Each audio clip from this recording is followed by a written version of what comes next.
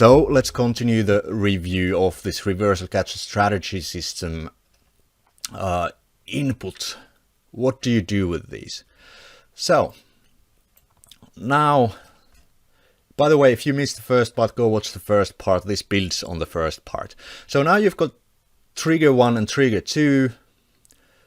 Both triggers have currently this list. So Karinen Momentum Bull Turn, Karinen Momentum Bull Warning.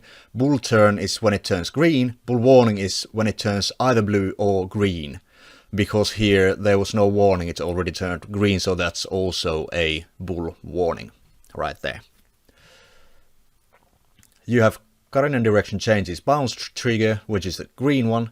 Flexible KDC bounce trigger, I'll explain that in a moment, and squeeze ends. With squeezes are these red dots here. So when squeeze ends, that would be where it ends, and this would be the trade trigger, and then you trade whichever direction. When this is bullish, you would be buying, and that would have actually worked fine right there. If you buy that and hold, boom, there it goes. Right. Okay. Logical operator for trigger 2. When it's off, you're not using this. When it's AND, you require both this and that to be true at the same time. When it's OR, you're doing either this or that, whichever one or both, and then you've got a trade trigger. So this is how these first three work. Karinen Momentum Filter, it's super simple. You're watching this histogram here. No filter. When it's above 0, only then we trade. So 0 line here, anything above, whether it's rising or falling, you trade. Below 0, it's the opposite. When it's below 0 line, you trade. Otherwise, there's no trade triggers. Rising, rising above, rising below. Falling, falling below, falling above. Simple. Karinen Momentum Slow Momentum Filter is for this line here. Exactly the same things. Above and below 0. Rising and falling. Rising below, rising above, and the same for falling. So for example here, if I set for the bullish side that I want this to be above and falling, these trades will not trigger, these trades will trigger. So Karinen Momentum Slow, above 0 and falling, these will disappear. Those disappeared, above 0 and falling, now it's above 0 and falling, there's a bounce trigger and boom, I don't think it worked very well. If we change falling and below 0, we don't have any trades. Actually, do we? There we do.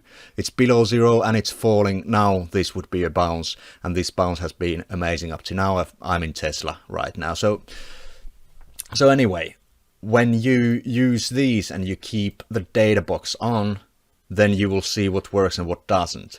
There's only 3 trades. Does it make any sense? To me it doesn't. There's not enough data to see whether it's good or not. So that's how you use them.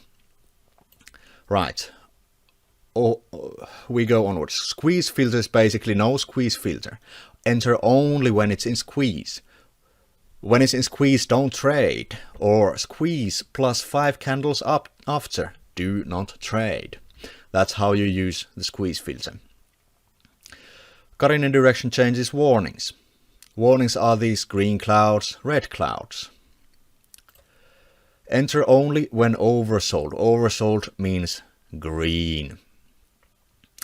Enter only when overbought. Only when it's red. Don't enter when oversold or when overbought, or don't enter on any type of extremity, so don't enter when it's either green or blue. Sorry, red. So these would be no entries and that would be no entry.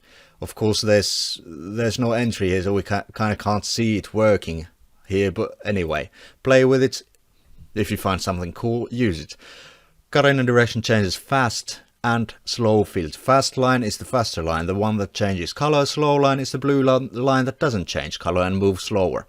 So fast filter, above 50, below 50. 50 is the midpoint. Falling, rising, and above and below 50 for both of those. Exactly the same for the slow. Slow trend filter is the blue line here.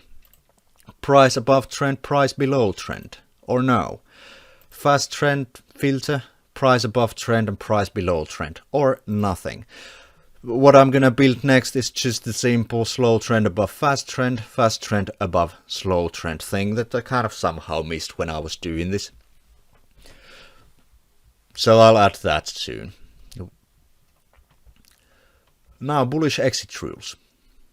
And by the way, these entry rules are exactly the same for bearish side. There's no difference. So you have exactly the same options on this side. It just means that now you're working with the bearish trade. So I'm not going to go through this later because we already did it. Now the bullish entry rules. Actually, I'm going to cut here.